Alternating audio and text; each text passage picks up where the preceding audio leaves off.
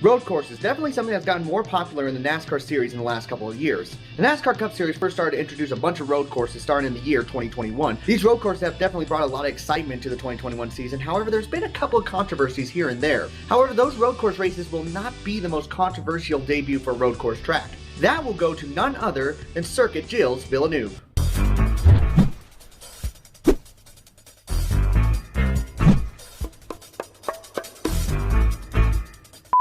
The first inaugural race at Circuit Gilles Villeneuve happened for the Xfinity Series down in 2007. This was during a time where NASCAR was trying to expand out to other parts of North America, including a race in Mexico City and now a race at Montreal. The race field was just filled with a bunch of unique characters. First off, we had the regulars such as Jeff Burton and Kevin Harvick competing in this race. We also had some road course ringers at the time such as Boris Said as well as Ryan Fellows. Not to mention there was 8 countries that were being represented in this race. During the first half of this race, there seemed to be no problems, as it seemed like the road course ringers were the ones that were mastering track the most. However, during the second half of the race, it seemed like none other than Marcus Ambrose, the driver from Australia, was dominating the second half and looking to claim his first win down the Xfinity Series. The only issue was he had one driver right behind him that wasn't going to take second for an answer, and that was none other than Robbie Gordon. We've already discussed Robbie Gordon a couple times here on this channel, as he is one driver you definitely do not want to get on the wrong side of. However, Marcus Ambrose did not give a rip who Robbie Gordon was, because during the final stages of the race, there was a caution going on the racetrack, which means the field was frozen. Robbie Gordon would be able to make the pass on Marcus Ambrose going into turns 4 and 5. However, Marcus Ambrose decided to punt him out of the way and thought to himself, hey, maybe caution, but I still want first place. The wreck was obviously intentional, so Robbie Gordon decided to put himself back up to the front, thinking that he was still in the front row for the restart. However, NASCAR saw it differently. See, NASCAR thought that Robbie Gordon made an illegal pass during the caution, when in all reality he made the pass